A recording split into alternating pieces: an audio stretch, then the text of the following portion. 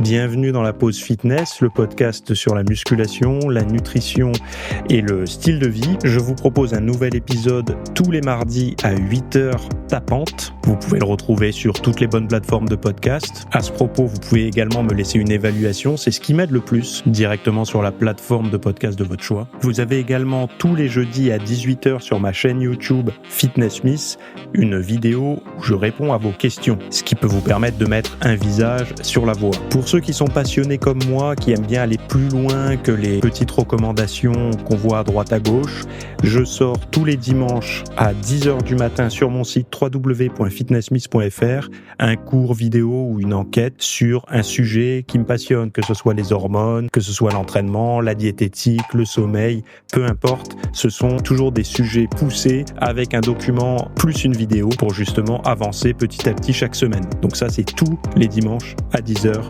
sur mon site www.fitnesssmith.fr. Pour ceux qui veulent avoir des programmes ou de la documentation numérique, que ce soit un programme masse, un programme sèche, un programme énergie, j'ai plein de rubriques sur mon site, donc vous pouvez voir le lien directement dans le podcast à la rubrique boutique. Donc c'est tous mes programmes et vous avez justement accès à tout ce que je propose au format numérique. Assez parlé, place au podcast. Bienvenue dans ce nouvel épisode. Donc on va parler de dopage involontaire, de probiotiques, de mercure et de solitude. Donc c'est le sujet du podcast du jour. Alors bon, il n'y a pas eu de solitude pour moi ce week-end. On a fait beaucoup de choses, on a vu pas mal de monde. Et surtout, j'ai mangé pas mal de calories entre les sushis, grillades. Première de l'année d'ailleurs, première grillade de l'année. Est-ce que vous, ça a été le cas aussi ? Je sais pas, en tout cas, le temps était propice à ça. On avait 22 degrés, donc au bord de la piscine chez des amis. Alors, on s'est pas baigné, mais le temps s'y prêtait presque, en tout cas au moins à la bronzette. Et les grillades étaient bien et caloriques. En calorique dans le sens où je me suis bien fait plaisir, j'ai bien rebondi, j'ai bien rechargé, quoi. Bon, sinon, j'ai sorti également, et puis, enfin, pourquoi j'en parle? Parce que c'est toujours important de rappeler, parce qu'on est quand même dans un petit univers fitness, bien-être, healthy, vous l'appelez comme vous voulez. Et c'est vrai qu'on a tendance à penser qu'une personne, quand elle parle comme ça de sujets sur la diététique, sur l'entraînement, sur un mode de vie sain, elle n'a pas le droit, ou alors elle ne mange jamais une grillade, de la mayonnaise, je sais pas moi, un morceau de pain, peu importe, du fromage ou une glace. Et sauf que ça, c'est pas la vraie vie, c'est pas la bonne vie. Enfin, c'est une hygiène de vie, un bon équilibre psychologique dans le style de vie, et cetera. C'est aussi ça. C'est aussi savoir. Enfin, c'est pas savoir, c'est aussi faire comme avant. Sauf que avant, on avait tendance à manger mal tout le temps. Quand je dis on, c'est ceux qui ont basculé d'un mode de vie standard à un mode de vie sain. Le mode de vie standard, c'est ce qu'on mange lors d'une grillade, on pourrait le manger du lundi au dimanche, en fait. Alors que quand on fait attention, on sait que ça, c'est un événement qui est ponctuel, 1 fois par mois, 2 fois par mois, quand on se réunit avec les amis, et puis ou alors et un autre week-end, ça sera avec la famille, peu importe. Mais c'est pas tous les jours. Mais il y a pas de moi, je suis contre les gens qui sont dans l'extrême, c'est-à-dire qui se coupent de tout, du monde, des gens et tout, parce qu'ils veulent plus du tout manger. Alors pour certains, ça va être de la viande, d'autres, ça va être transformé, d'autres, ça va être peu importe, mais donc ils se coupent socialement, et là, ils font une grosse erreur, à mon sens, hein. Parce que déjà, le lien social est important, mais c'est surtout que quand on est déjà clean 5 jours sur 7 ou 6 jours sur 7, je sais pas comment on appellerait ça autrement, méfiez-vous toujours des gens qui disent: «Je fais 0 écart». Parce qu'en fait, c'est pas qu'ils en font, ils ont l'impression d'en faire 0, mais faites toujours attention du discours 0 écart, quoi. C'est ou ce sont des gens que vous avez pas envie de fréquenter ou qui vous fréquenteront pas de toute façon puisqu'ils ont pas de vie sociale, ou il y a problème dans ce qu'ils pensent être sain. Je me rappellerai toujours d'une personne comme ça qui me disait: «Mais moi, je mange tout le temps sain, j'ai aucune raison de manger des aliments, même pour me faire plaisir, c'est à rien». Puis en déplacement, il mangeait un sandwich jambon beurre classique quoi, de la boulangerie. Donc je me suis dit: «OK, on n'a pas les mêmes standards de l'alimentation saine, donc c'est pour ça, faites toujours attention à ceux qui vous disent: «Je fais 0 écart», quoi. Ça se trouve, ils ont le sachet de pain de mie, sur la table au petit déjeuner et enfin voilà.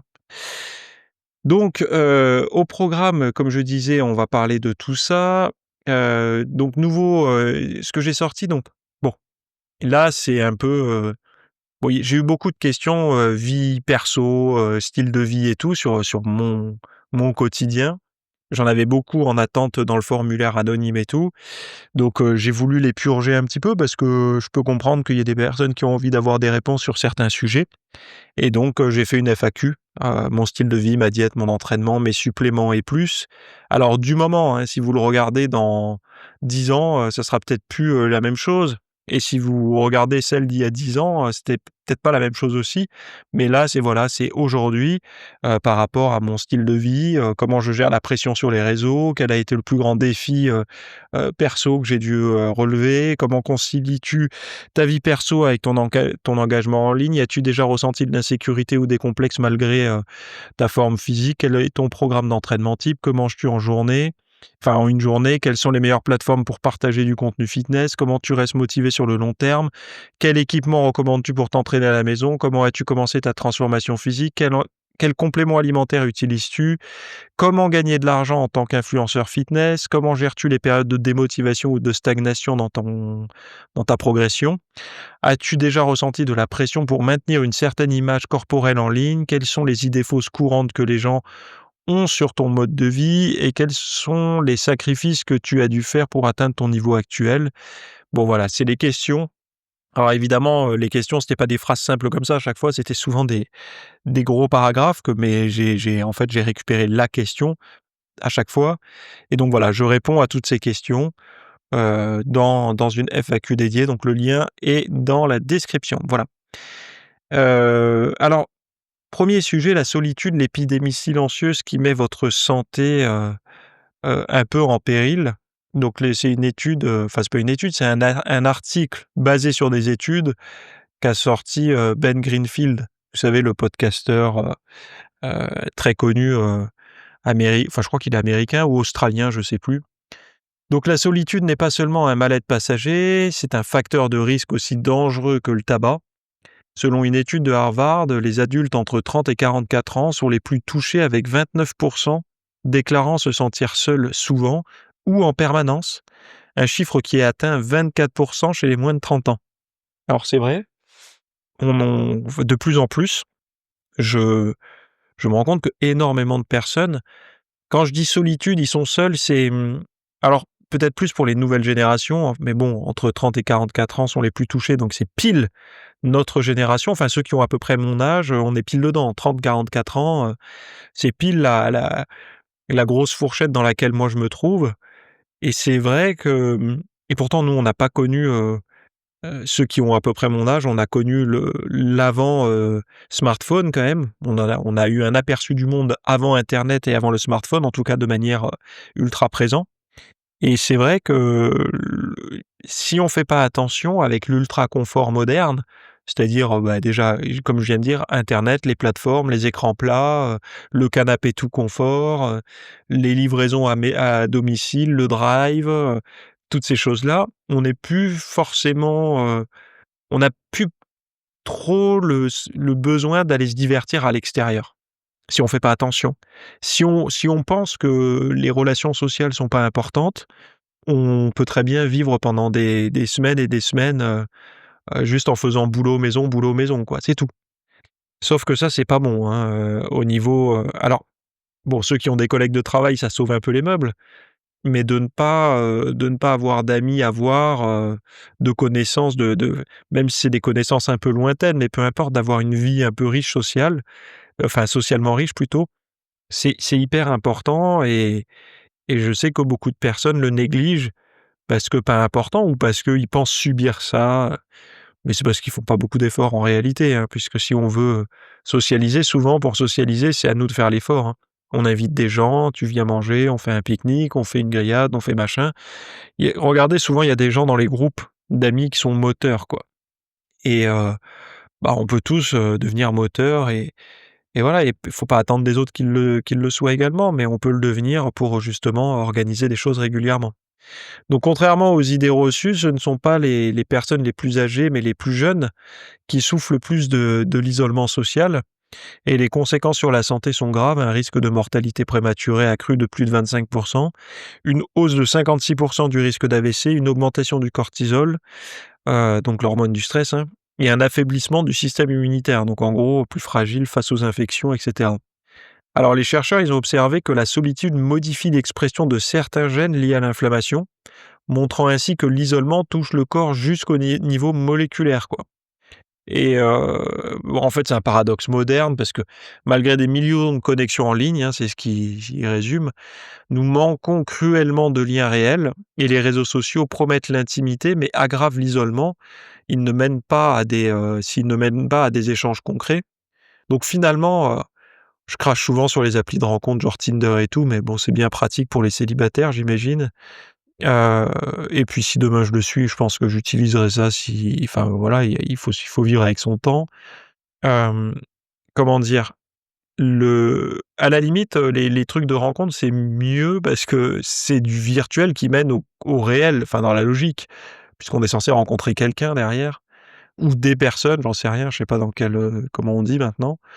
Eh bien, je crois qu'il existe des choses pour les amis aussi. Je regardais un reportage la dernière fois sur Netflix sur une histoire sordide d'une influenceuse, hein, et à un moment, elle dit qu'elle a rencontré une copine sur une appli d'amitié. Donc visiblement, il y a des applis d'amitié. Bah, c'est pareil, si demain, moi, j'avais 0 ami, pourquoi pas, trouver un pote pour aller courir ou pédaler ou je sais pas, faire peu importe une activité X ou Y. Aujourd'hui, il existe des choses, quoi. Mais il faut que le virtuel mène au réel, quoi, pour que ce soit efficace. Pour inverser la tendance, les solutions existent. Alors, faire du bénévolat, des rassemblements informels, engagement spirituel, conversation profonde avec un proche. La clé réside dans le retour à une communauté tangible où l'on est vu, entendu et valorisé. Bah, après, c'est un article américain, enfin, c'est pas français, donc le retour à une communauté, en France, on n'aime pas le mot communauté, quoi. Alors qu'aux États-Unis, sa communauté, c'est très bien vu, pourquoi pas, enfin moi je suis pour vous savez, alors communauté, des petits trucs, hein, de quartier, de lotissements, de villages, pas de ville quand même parce que ça fait beaucoup. Mais moi j'aime bien, l'idée, d'avoir un réseau comme ça sur qui on peut compter. Enfin, je trouve que c'est intéressant, quoi. Puis il y a des gens qui se recréent ça, plus tard au niveau professionnel, mais au niveau personnel, ils sont pas capables de le faire. Je pense que ça peut se faire dans les 2 cas, quoi.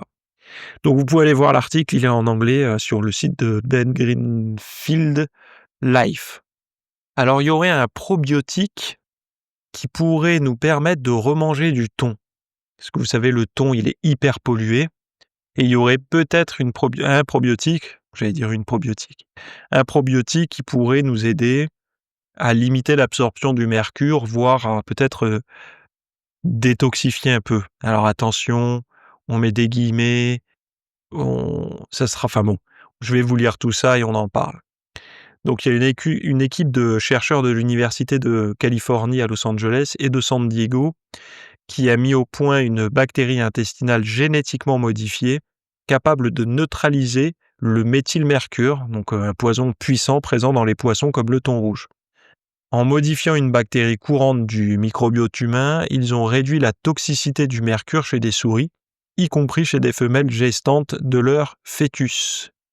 Donc ce méthylmercure, qui s'accumule tout au long de la chaîne alimentaire marine, provient principalement des activités humaines, comme le charbon ou l'exploitation minière artisanale. Il est absorbé par les poissons, puis par l'homme, avec des risques graves comme des troubles neurologiques, des malformations congénitales, voire des intoxications aiguës. C'est en partie pour ça qu'il y a des pays où le thon est, pas interdit, mais fortement déconseillé aux femmes enceintes. Et je ne sais pas si en France c'est le cas, hein. Je ne vais pas me risquer à ça, mais il y a des pays où c'est comme vous savez, certaines choses en France qui le sont, où vous avez le logo barré avec le logo femme enceinte barré là. Donc dans l'étude publiée dans Cell Host and Microbes, les chercheurs ont inséré un gène de détoxification d'une bactérie du sol dans Bacteroides thetaiotomicron.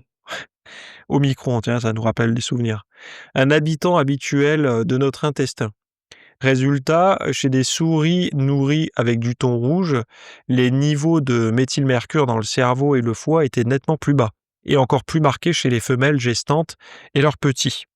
Donc la nouveauté par rapport à cette recherche, c'est que l'administration orale de ce probiotique réduit de façon significative le passage du méthylmercure dans les tissus du corps, sans altérer la flore intestinale naturelle.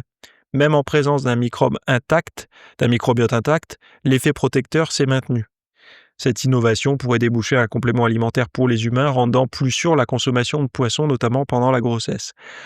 Alors, ça ne dit pas vous avez nettoyé 100% le mercure.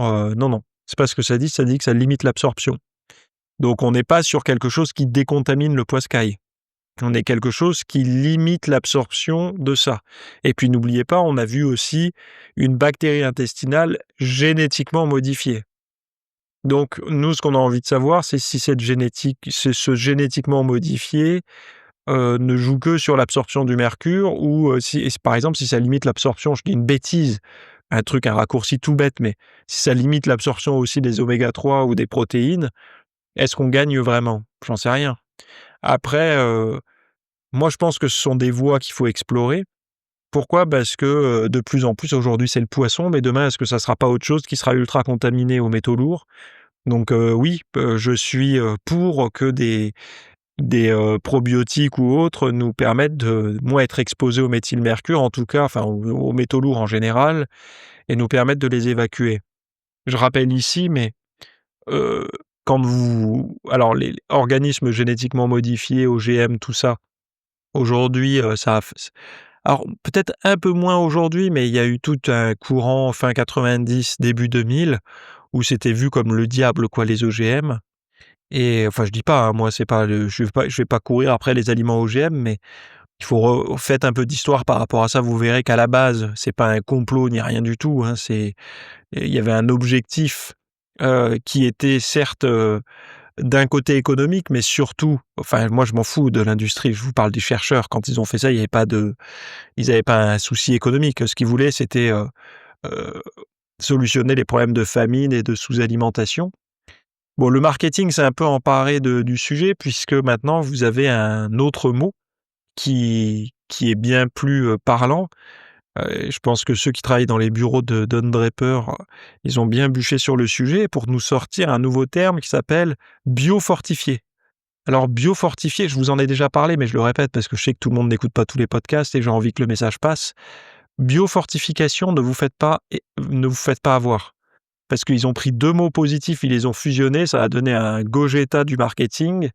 Biofortification, c'était une étude la dernière fois sur la patate douce, c'est du génétiquement modifié. On l'a biofortifiée, ça veut dire qu'on l'a génétiquement modifiée pour qu'elle soit plus forte, pour résister à d'autres choses. En gros, soit, à des pucerons X ou Y, soit à trop de vent, soit à trop de pluie, soit à trop de soleil, j'en sais rien. Mais en fait, on l'a biofortifiée.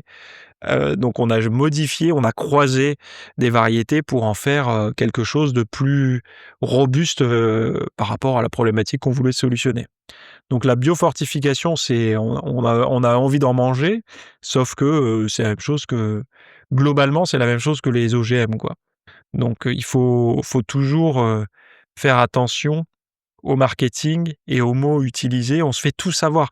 D'ailleurs, je lisais un papier, là-dessus, j'en ai pas parlé ici. Bon, je vous en parle un peu là maintenant, mais je voulais en parler dans la newsletter VIP, je l'ai pas fait parce que je me suis dit: «Ça les intéressera pas forcément». Moi, ça m'intéresse parce que j'aime bien savoir ce genre de choses, mais il y a toute une liste de mots qui sont utilisés qui veulent rien dire au niveau marketing alimentaire. Par exemple, c'était quoi déjà le mot où on se faisait toujours avoir? Alors c'est pas forcément en France, c'est aux États-Unis, mais testé dermatologiquement, alors c'est pas forcément sur la bouffe, hein, mais testé dermatologiquement, nous on se dit: on voit tout de suite un type ou une nana en blouse blanche, derrière un microscope, qui étudie une cellule de peau où on lui a mis, 20 fois la dose de ce que nous on va mettre pour voir si ça déclenche des problèmes et tout, quoi. En gros, c'est ça, on s'imagine ça. Sauf que tester, pardon, dermatologiquement, ça veut dire tester sur la peau. Voilà, point. Il y a pas de mais tester sur la peau pas par un dermatologue, hein. Ça veut pas dire que c'est un dermato qui a testé, sur la peau. Ça veut dire que ça a été testé sur la peau, point. Mais ça se trouve, c'est votre grand-mère, votre frère, peu importe, votre meilleur ami qui l'a testé sur sa peau, hein. C'est pas du tout, alors ils le disaient dans l'article, c'est pour les États-Unis. Je m'avancerai pas pour la France, puisqu'on a quand même souvent une législation qui est plus pointue. Il y a qu'à voir sur les tests ApoE et tout, comme c'est compliqué de pouvoir le faire, en France en tout cas, parce qu'il y a des côtés des banques de données, l'ADN, le privé et tout, ce qui peuvent se comprendre, hein, des choix, ils veulent nous protéger, mais bon, des fois, est-ce qu'en protégeant, on réduit pas aussi la protection d'un autre côté? Mais bon bref, et c'est pour ça, c'est des sujets, ça m'intéresse à titre individuel, enfin personnel quoi. C'est pour ça que j'en parle pas beaucoup publiquement, parce que quand ce sont des sujets comme ça bancals, où, je me dis: «Bon, on est quand même sur un podcast fitness et tout, est-ce que ça va leur plaire?» Oui, je sais qu'il va y avoir, 15, 20, 30 personnes à qui ça va plaire dans les auditeurs, parce qu'ils sont vraiment, c'est le noyau dur, qui a vraiment la même philosophie que moi, mais après, il y en a plein d'autres, ils viennent ici pour, avoir du contenu, fitness, pour progresser à l'entraînement et dans l'assiette, mais sans trop non plus, des fois. Moi, le premier truc qu'on me dit, c'est: «Tu vas trop loin, quoi». Bon, les gens reviennent après, 10 ans de pratique parce qu'ils sont passionnés et tout ça. Ils disent: «Finalement, c'était bien ce que tu faisais, mais j'avais pas envie de voir, ça me semblait trop complexe». Mais un débutant qui débarque, qui écoute mon podcast, si moi, je veux savoir, calories, je veux savoir protéines, glucides, lipides, quel entraînement pour la sèche des abdos, bon, des choses un petit peu, bon, j'en parle, hein, sur le site en espace VIP et tout, mais je vais bien plus loin. J'utilise les termes marketing pour appâter, puisque dire comment avoir les abdos visibles et tout, c'est les mots que les gens comprennent, tout le monde comprend ça. Mais après, j'en profite pour essayer de glisser du savoir utile derrière, parce que c'est là où ça me semble le plus important, quoi.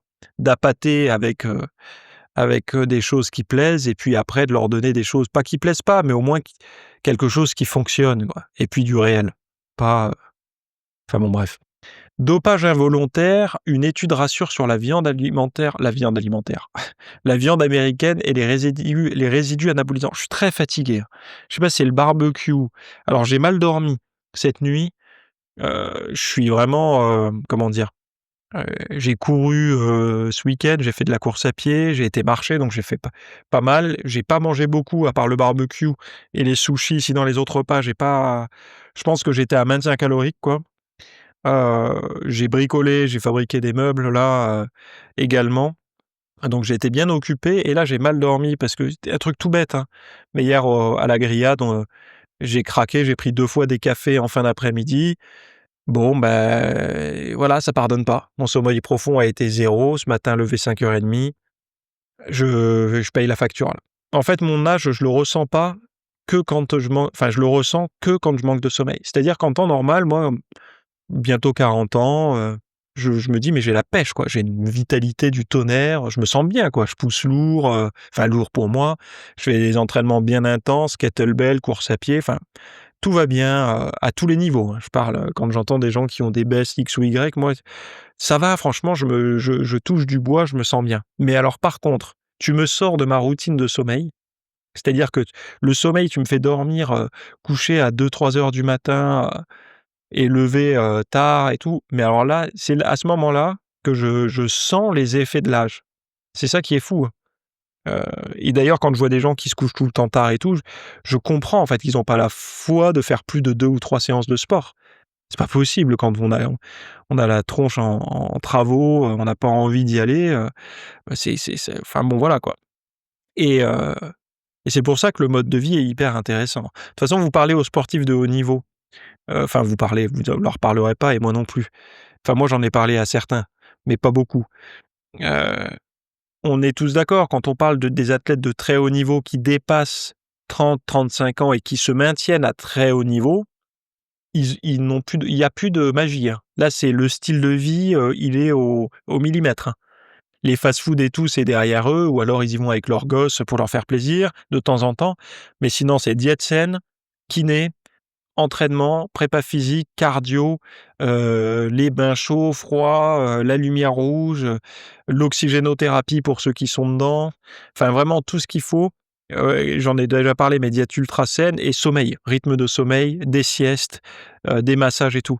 Sinon, en fait, entre 20 et 30, on peut vraiment, pousser lourd, manger enfin, mal manger, si on est des chats maigres de base, on sera pardonné. Si on est comme moi, plutôt à faire des réserves assez rapidement, il faudra faire attention à la diète. Mais sinon, il y en a beaucoup qui peuvent se dire: «Vas-y», enfin, voilà, ils peuvent faire un peu ce qu'ils veulent de leur mode de vie. La seule condition, c'est de s'entraîner lourd, quoi. De s'entraîner intense et ils vont progresser. Mais passé 30 ans, même eux, ils sont pénalisés par ça. Bon bref, vous savez qu'on parle souvent de la viande, américaine, elle est gavée d'hormones et du coup, c'est pour ça qu'ils sont plus gros que nous, plus musclés et tout. Bah, il y a une étude menée conjointement par l'université Texas Tech et le laboratoire antidopage olympique de l'UCLA, qui révèle que les résidus de substances dopantes dans la viande vendue aux États-Unis sont largement en dessous des seuils réglementaires, même lorsqu'ils sont détectables. Mais déjà, en fait, le fait qu'il y ait des restes de résidus de produits dopants dans la viande, je suis sûr qu'il y en a certains d'entre vous qui écoutent, ils disent: «Mais j'aimerais bien avoir la viande américaine, quoi. Au moins, je pourrais me regarder dans le miroir et en même temps, je prendrais plus de muscles, qu'en France». Donc pendant 1 an, les chercheurs ont analysé du bœuf, du porc, du poulet acheté dans 8 grandes villes américaines à la recherche de promoteurs, de croissance comme la ractopamine, le trembolone ou l'estradiol. Et ces substances, bien qu'interdites dans l'Union européenne, sont autorisées de manière contrôlée aux États-Unis, principalement dans la filière bovine. Bah, et pourquoi? Parce que ça vous permet d'avoir une barbaque plus lourde, donc un meilleur rendement, plus de muscles et tout. Et beh, vous en vendrez plus, les prix sont plus bas. Moi, regardez un peu les gens qui parlent de la viande, ils disent que la viande, aux États-Unis, souvent elle est bonne et enfin bonne, pas souvent, mais si vous voulez trouver de la bonne viande, il y en a, elle est moins chère qu'en France. Donc vous avez, meilleur et moins cher. En France, vous voulez du bœuf, par exemple, de bonne qualité, vous êtes entre, 18 et 25 € le kilo, quoi, si vous allez chez le boucher. Et selon où vous allez, c'est encore plus cher. Alors évidemment, si vous habitez, dans l'Aveyron et tout, vous avez certainement un bon plan. Mais nous, ici, dans le sud, si on veut de la bonne cam, on va dans une boucherie qui propose de la fleur d'Aubrac. Bon, bah, moi, j'y vais pas toutes les semaines, honnêtement, hein, parce que, bah, c'est un certain budget pour, avoir de la viande de cette qualité-là. Et bah, c'est pas forcément, et puis moi, j'ai toujours un côté, j'ai une déformation moi, dans mon éducation, c'est qu'il y a mon cerveau, j'ai été éduqué comme ça, il y a un refus du trop cher. C'est-à-dire que même si je peux avoir les moyens de manger de la viande de bonne qualité ou quoi ou qu'est-ce, en fait mon esprit, il y a un esprit qui me dit, tu en fait c'est cher, donc peu importe tes revenus, c'est cher et c'est pas parce que tu peux, c'est que c'est moins cher. Ça reste cher. Donc je reste par exemple sur la viande rouge, je vais pas en manger tous les jours.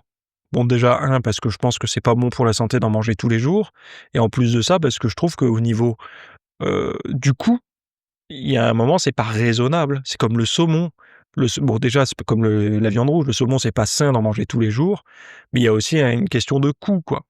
Hem Et moi je me force il y avait, je crois que c'était Van Damme un jour qui avait dit un truc. Alors souvent Van Damme en France quand il dit un truc, c'est caricaturé, c'est de l'humour et tout. Mais il expliquait, en gros, faut manger comme un pauvre. Bon lui dans sa bouche c'était pas péjoratif, hein, et là quand je le dis, c'est pas péjoratif non plus. Mais le mot pauvre aujourd'hui, on n'a plus le droit d'en parler. Mais bon, moi quand je gagnais pas d'argent et que je vivais à Toulouse, et que je finissais, j'étais, le 5 du mois, j'étais déjà, au ras des pâquerettes, bah, j'étais pauvre. Enfin, il fallait utiliser le mot, comme il était, hein, j'étais pauvre. Et ben, lui, il dit ça et c'est vrai que si on se maintient sur une alimentation de pauvre, c'est-à-dire une alimentation et pas une pauvre moderne, hein, une alimentation de pauvre intelligent qui sait comment faire avec le peu de revenus qu'il a. Parce que, on peut être pauvre et ne pas avoir d'éducation nutritionnelle et on finit par manger que de l'ultra transformé parce que ça coûte moins cher que les légumes et tout. Mais le pauvre intelligent qui va acheter, des bons ingrédients, par exemple, enfin bon bref, j'en avais déjà parlé dans un sujet, hem et bien, lui, il va être immunisé même quand il aura des hauts revenus, des bas revenus, il sait bien manger, dans tous les cas. Et moi, quand j'ai démarré mon aventure dans le fitness, mon épopée, je sais pas comment on appelle ça, fitness journey, comme on le dirait en anglais, en américain, hem, j'ai je gagnais pas une thune. C'est-à-dire que mon revenu, j'avais un salaire, hein, un salaire au ras des pâquerettes, dans une petite société privée où on comment dire? On abusait un petit peu de nous quand même, il faut dire, les choses telles qu'elles sont. Ça a bien changé depuis, c'était dans la sécurité privée, dans les entreprises. C'était, ça n'est plus ce que c'est aujourd'hui, à ce que j'ai cru comprendre, bien que ça ait quand même, gardé quand même quelques petites choses du passé. Bon, ben, honnêtement, c'était quoi? C'était des courgettes premier prix, des œufs non bio, du blanc de poulet, vraiment surgelé, mariné, vous savez le blanc de poulet surgelé, alors pas cuisiné dans le sens, pas pané ni rien, mais souvent il marinait avec, une sauce de graisse et du citron ou des choses comme ça, donc au goût il était pas trop mal, mais bon ça restait transformé, il y avait une patte de l'humain qui l'avait transformé et puis, bah, voilà, c'était tout. Donc je mangeais, vraiment des produits low cost, mais bon, c'était des produits de base et alors moi, pas de féculents parce que vous savez, moi, j'ai une approche pour la perte de graisse comme ça. C'est pas la même pour tout le monde. Moi, c'est la mienne, c'est celle qui fonctionne pour moi, hein, chacun fait ce qu'il veut mais bon, je pouvais manger des aliments comme ça et ça me permettait de pouvoir payer mon abonnement à la salle de gym, quoi, au moins. Ça me permettait d'avoir mes 29 balles, à l'époque, c'était le prix, pour pouvoir payer mon club de sport et c'est vrai que, beh, pourquoi je raconte tout ça? Pourquoi j'en suis sorti de tout ça? Pourquoi je suis sorti de l'article, ah oui, parce que je parlais du coût de la viande et tout. Bon, j'en reviens à l'article sur le dopage. Alors, il y a des gens qui aiment pas quand je digresse et puis il y a des gens qui aiment. Je sais pas qui écouter. Il y en a qui aiment bien, il y en a qui aiment pas, j'essaye de satisfaire tout le monde. Alors, utilisant des méthodes de pointe employées dans les contrôles antidopage, donc chromatographie liquide et spectrométrie de masse haute résolution, les scientifiques ont trouvé des traces de ces composés dans certaines viandes de bœuf, mais à des niveaux inférieurs aux limites fixées par la Food and Drug Administration. Donc les échantillons de porc et de volaille, quant à eux, étaient presque tous exempts de toute trace. Donc dans cette étude, ce qu'il y a de nouveau, c'est que la démonstration que les tests antidopage positifs dus à la consommation de viande sont hautement improbables dans le cadre d'une alimentation normale. Cela répond à une inquiétude croissante parmi les athlètes soumis à des contrôles stricts. Ah ouais. Non, en fait, je t'explique. C'est pas les athlètes qui ont peur ils veulent savoir s'ils vont pouvoir se servir de la viande, comme prétexte pour, dire: «Bah non, je prends rien moi, c'est dans la viande». Il faut pas prendre les gens pour des cons non plus, quoi. Donc l'étude se poursuit notamment avec l'analyse de viande importée aux États-Unis, un pas de plus vers la transparence et la sécurité alimentaire dans un contexte sportif de haute exigence. Oui, non, mais alors évidemment, si moi demain, admettons, je fais une compétition de je sais pas de quoi, parce que j'ai pas du tout l'esprit compétitif. Enfin moi, la seule compétition dans ma vie, c'est envers moi-même, quoi. Envers l'individu feignant et léthargique que j'étais quand j'étais adolescent et moi, c'est envers cet individu que je suis en compétition. C'est-à-dire un individu, qui avait envie de rien et qui avait surtout pas envie de faire du sport et qui avait envie de manger ce qu'il voulait et de bosser, confortablement, sans se prendre la tête. Bah, comment j'ai pu rentrer en compétition avec ça pour faire un métier que j'aime, mais où il faut que je travaille quotidiennement, où je prends peu de vacances, enfin quotidiennement, je prends mes week-ends quand même, hein, mais où je prends peu de vacances, mais je fais pas mal d'heures, je m'entraîne quasi tous les jours et en fait, ce qui dicte mes jours de repos, c'est un peu les aléas de la vie plus que programmé, puisque sinon je m'entraînerais tous les jours, et de manger sainement et tout. Donc moi, c'est la seule compétition dans ma vie, c'est envers moi-même, hein. Après me comparer à d'autres, c'est un peu un truc sans fin, quoi. Ça réconforte l'ego quand on bat quelqu'un qu'on pensait fort et puis d'un coup, il y a quelqu'un qui arrive de nulle part, il nous dépasse de 60 kilos au développé couché, ou il court plus. Alors on essaye de le justifier parce qu'il est plus lourd, parce qu'il est plus grand, parce qu'il est machin. Bon, bah, parce qu'il est meilleur. Donc moi, j'ai pas l'esprit de compétition parce que, je sais que c'est perdu d'avance, quoi. Et puis, enfin perdu d'avance, c'est pas que c'est perdu d'avance, c'est que j'ai l'esprit de jeu. Par contre, j'aime bien jouer. Le jeu me plaît. L'important, c'est de participer, ça j'aime bien. Mais après la compétition, je l'ai pas du tout, quoi. Je le vois quand je suis avec des amis, autour d'une table, qu'on est tous à faire un jeu de société, alors là, c'est tous ceux qui ont entre 30 et 40 qui se reconnaissent, hein, dans le podcast, qu'on se fait un bon, bah, moi, j'ai pas du tout le il y en a qui ont la gagne. Oh, ils veulent absolument gagner. Moi, je m'en tape, mais royalement, quoi. Et heu et donc je pense que ça, c'est dans les gènes, c'est dans l'éducation aussi, hein. Il y en a qui l'ont, et c'est pas forcément, l'esprit de compétition, c'est pas forcément quelque chose enfin, moi, je critique pas Arnold Schwarzenegger, il avait l'esprit de compétition, en muscu et tout, puis après il l'a eu, dans sa vie aussi, ça lui a réussi parce qu'il voulait des postes de premier, quoi. Il voulait être 1er, il voulait passer devant les autres dans les par rapport aux objectifs qu'il avait dans la vie. Moi, c'est pas mon objectif, par exemple, de passer devant les autres. J'ai pas un objectif, par exemple, dans ma carrière professionnelle, j'ai je ressens pas le besoin de passer devant les autres. Moi, je fais mon bout de chemin, heu, j'aide les gens qui ont envie d'être aidés à ma façon, mais je cherche pas à être le number one ou parce que pour moi, il y aura toujours enfin, déjà, on est le number one de personne et de tout le monde. Enfin, je sais pas comment dire, mais il y a des gens qui vont nous considérer comme numéro un et d'autres pas du tout. Donc, c'est complètement subjectif. Et puis, heu et puis, j'ai toujours l'impression qu'on passe un peu à côté de sa vie quand, on veut toujours, battre les autres, être le meilleur.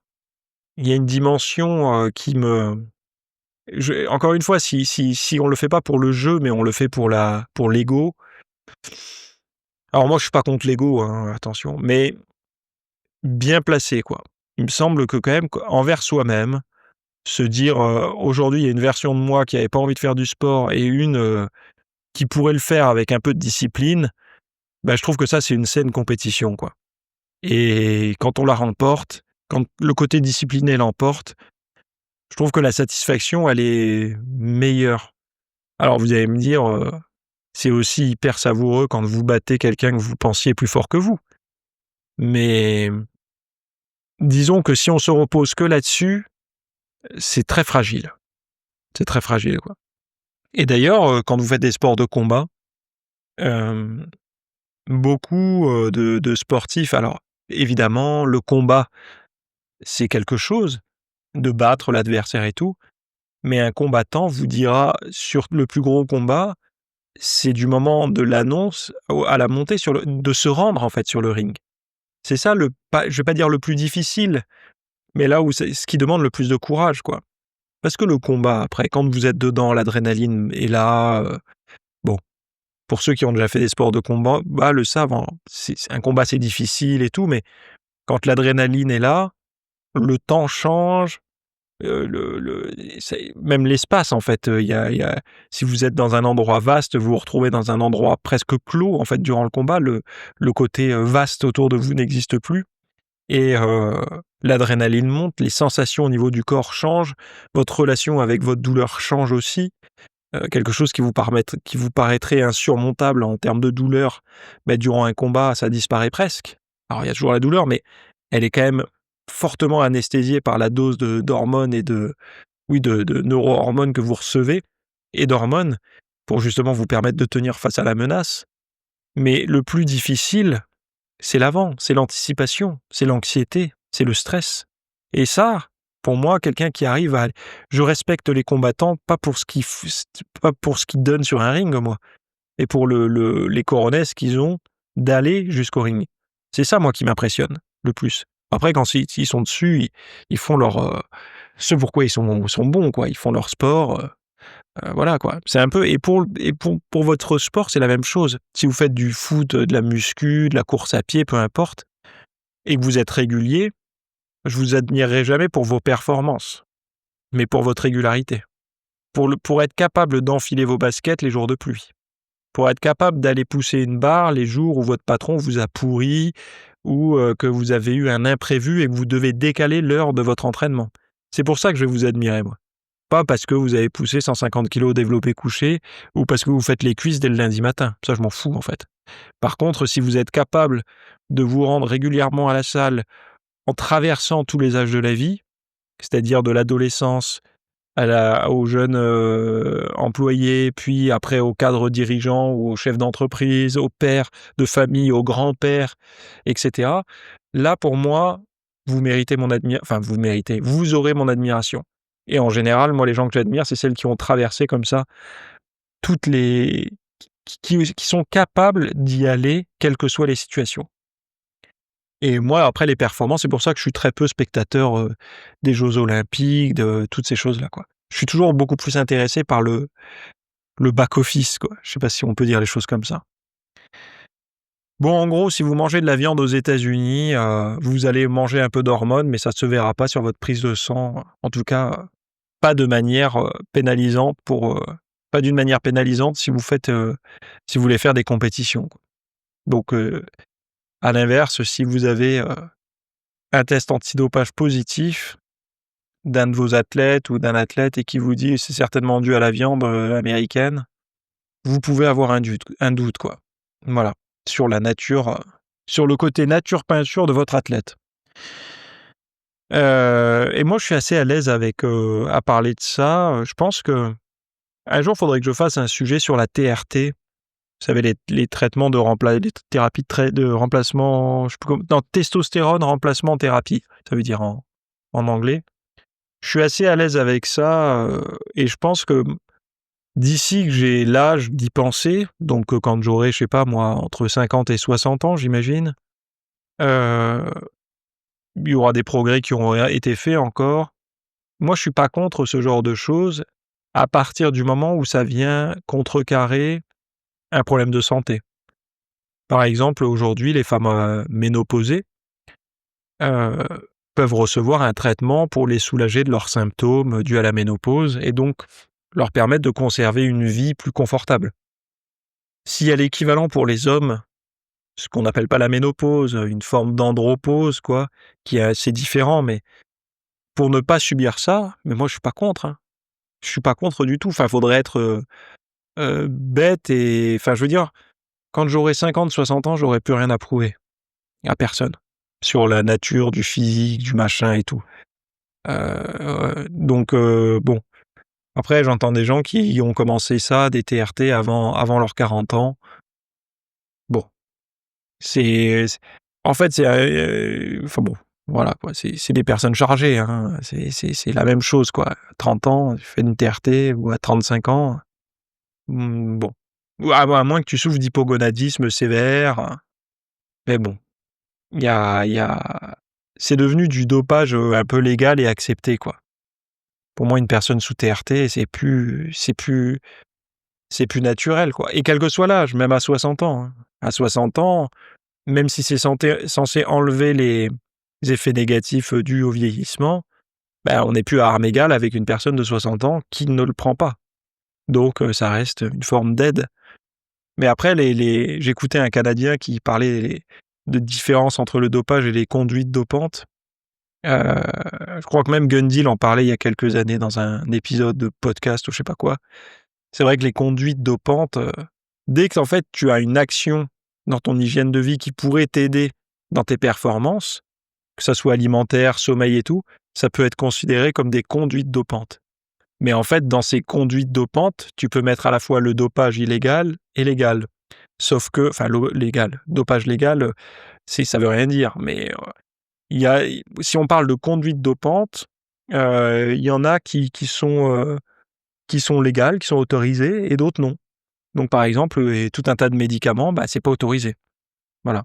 Mais après, prendre une protéine en poudre par rapport à quelqu'un qui en prend pas, bah, c'est une conduite dopante. C'est une conduite dopante. C'est-à-dire que ça donne un avantage, alors évidemment à protéines égales dans la journée, hein. Ah, pas à protéines égales dans la journée, si c'est à protéines égales, ça c'est plus une conduite dopante, hein, puisque, si vous mangez la même quantité de protéines, ça revient au même. Mais si vous prenez quelque chose qui vous permet d'avoir une amélioration de vos performances, c'est une conduite dopante. Il y a une action, vous laissez pas le hasard faire les choses, quoi. Donc voilà, et puis après il y a toute une histoire de législation, heu, mais globalement, prendre quelque chose qui donne du muscle, qui modifie en fait, que ça soit des hormones ou des tout ça pour moi, ça reste quand même du dopage, sérieux, illégal et dangereux. Non seulement, je suis contre, en parler et le démocratiser parce que je trouve que ça se démocratise beaucoup et beaucoup de personnes se disent: «Mais c'est bien parce que justement ça permet aux jeunes de pas tomber dedans». Bah, allez dans les salles de muscu. Pour ceux qui pratiquent depuis des années, vous verrez beaucoup plus de jeunes fin ados, donc des jeunes, 20-21 ans, énormes, énormes, quand je dis énormes, c'est gros quoi, massifs et secs que quand moi j'ai commencé. Donc est-ce que ce discours, démocratisé, tout le monde en parle et tout, ça a aidé à certains à pas tomber? En tout cas, le bilan, c'est qu'il y en a plus, hein, dans les donc je sais pas, je pense qu'au contraire, ça leur a rendu l'accès plus facile et moi je crois que c'est pas une bonne réussite et que d'ailleurs, tout et ce qui a beaucoup participé à ça aussi, c'est que dès qu'une personne arrivait un peu à se faire un physique, on tout le monde disait: «C'est pas possible, il prend forcément un truc». Ça par contre, ça, à mon avis, ça a fait du tort parce que même des physiques un peu lambda pourris, on dit: «Lui, il doit prendre un truc», donc les gens ils se sont dit: «Mais attends, même pour avoir un physique de merde, faut prendre quelque chose donc j'ai pas le choix, quoi». Et ça a fait beaucoup de mal, quoi. En fait, on a perdu la culture de l'effort, quoi. Culture de l'effort dans l'assiette, culture de l'effort à la salle, culture de l'effort en enfilant ses baskets pour faire du cardio. Tout ça, ça s'est perdu et quand on dit aux gens, bah, va falloir, ton objectif, c'est d'arriver au moins de faire tes séries de développé couché dans les 100 kilos, de faire tes séries de squats, ouais, dans les entre 100, 110, 120 kilos, de faire tes soulevés de terre, au moins dans les 150 kilos. Je donne des repères très basiques, hein, qui ne veulent rien dire, mais c'est quand même un repère pour ceux qui font de la muscu. Ils se sont rendus compte que à partir du moment où tu fais ces poids-là, par exemple des tractions, quand tu es capable de faire tes 10 tractions avec 20 kilos autour de la taille, bon, bah, tu as quand même un dos, des bras, logiquement, hein, qui sont, tu as un certain niveau de force qui, en tout cas, qui te permettrait d'avoir des muscles qui vont avec, quoi. Peut-être que tu les as pas développés parce que tu t'es mal démerdé avec ta diète et tout, mais si tu as ce niveau de force que je viens de dire là, tu as la possibilité d'avoir du muscle qui va avec. Après, il faut retravailler ton programme et ta diète pour, orienter un peu plus l'hypertrophie, mais en tout cas, tu as le niveau de force pour avoir des bons pecs, un bon dos, et des bonnes cannes, quoi. Ça, c'est sûr et des bons bras. Mais ça, quand on parle de ça aux gens, les 100 kilos au développé couché, déjà, il y en a qui, pendant toute leur vie, ils les atteindront jamais, quoi. Parce qu'ils arrivent pas à se alors ça vous allez me dire: «Ça veut rien dire 100 kilos», mais moi, je pense que ça veut dire quand même quelque chose. Il y a c'est un objectif les 100 kilos. Je parle pour un mec, hein, pour les nanas un peu moins, mais c'est un objectif quand même pour un mec, de passer la barre des 100 bombes, sur une barre et c'est vrai que moi j'encourage plutôt d'avoir cet objectif et je sais qu'il y en a qui vont me tomber dessus, qui vont dire: «On est tous différents et tout». Oui, probablement, mais moi quand j'étais à la salle, quand j'ai démarré, on était tous différents. Il y avait un gros, un petit, un grand, un mince, moi j'étais le gros, hein, pour info, heu et notre objectif, c'était tous de pousser cette foutue barre à 100 kilogrammes, quoi et on y est tous arrivés au bout d'un moment. Donc j'aimerais un peu encourager les gens à viser ça parce que, ce genre d'objectif simpliste, peut faire beaucoup finalement. Plus que de trop se compliquer les choses. «Oui, mais non, mais parce que moi, tu sais, j'ai les avant-bras longs et une petite cage et je suis pas fait pour le développé couché et mon poids de corps est bas donc ça fait X fois mon poids de corps». Bon, moi je pesais 69 kilos, mon maxi c'était 140 kilos au coucher et c'est pas une performance de fou, mais c'est pas non plus un truc tout pourri et donc le poids de corps par rapport à ce qu'on pousse, alors évidemment ça a un rôle, mais si on se limite à ça, à un moment donné, il faut avancer parce qu'à trop se poser de questions, on stagne. Alors je sais qu'il y en a beaucoup, ça va pas du tout leur plaire ce discours que j'ai là, je m'en excuse, surtout qu'ils me suivent peut-être pour d'autres raisons, mais il me semble que c'est important d'avoir des petits objectifs comme ça. Pareil, de valider ses 10 tractions avec 20 kilos autour de la taille. Bon, ben voilà, ça peut être des petits objectifs. Là, par exemple, pour, 2025, fin 2025, si vous arrivez à faire vos 10 tractions avec 20 kilos autour de la taille, vous pouvez vous fixer un seul mouvement, hein, pas vous fixer tous les mouvements, ou être capable de faire votre série au dév alors pas à 100 kilos si vous êtes à 50 aujourd'hui, vous y arriverez pas, hein. Mais, bah, après souvent il y a des gens qui ont peur, quoi. Parce qu'ils s'entraînent chez eux ou en salle, ils ont pas de partenaire parce qu'ils osent pas demander, tout le monde a les écouteurs aujourd'hui dans les salles et donc du coup, ils restent à leur petite barre de confort, leurs 70, kilogrammes ou 75 maximum. Ils osent pas aller plus loin parce qu'ils ont peur de rester bloqués sous la barre. Nous, ce qui nous a permis de bien progresser, c'est qu'on avait toujours quelqu'un: «Tu viens derrière moi, tu m'aides», et puis, on faisait des maxis à toutes les séances. Quand j'ai démarré la muscu, c'était à toutes les séances de pec. On faisait notre chauffe, on montait progressivement et l'objectif, c'était de pousser la plus grosse barre possible, quoi. Alors aujourd'hui, il y en a qui vont dire: «Ça servait à rien». Je sais pas, je peux pas dire ça servait à rien parce que moi j'ai pris de la force comme ça, mes potes aussi, ils se sont développés, des pecs comme ça, moi aussi, donc je peux pas dire ça sert à rien. Il y a peut-être mieux par contre, mais ça sert pas à rien et on a le «ça sert à rien» un peu facile sur les réseaux aujourd'hui, hein, mais on a aussi les faibles performances visibles dans les salles de sport, hein. Et d'ailleurs, on en parlait avec mes potes hier à la grillade parce que, tout le monde fait de la muscu là dans les 4 mecs qu'il y avait, les 4 font de la muscu et on parlait justement de ces jeunes, qui sont un peu gros dans les salles, très vite, mais ils ont pas un niveau de force exceptionnel, quoi. Tu passes au dos derrière eux, tu mets, 3-4 plaques de plus, sur la pile de poids, sans problème et tu le fais en série là où eux, ce qu'ils mettaient, ils peinaient à arriver à 6-8 reps, quoi. Donc donc bon, voilà, quoi. Bon, je sais pas pourquoi j'ai digressé, mais tant pis, on a parlé d'entraînement, on a parlé un peu de mes débuts à la salle et tout aussi. Mais n'ayez pas peur d'avoir des objectifs un peu, comme on dirait, bas du front.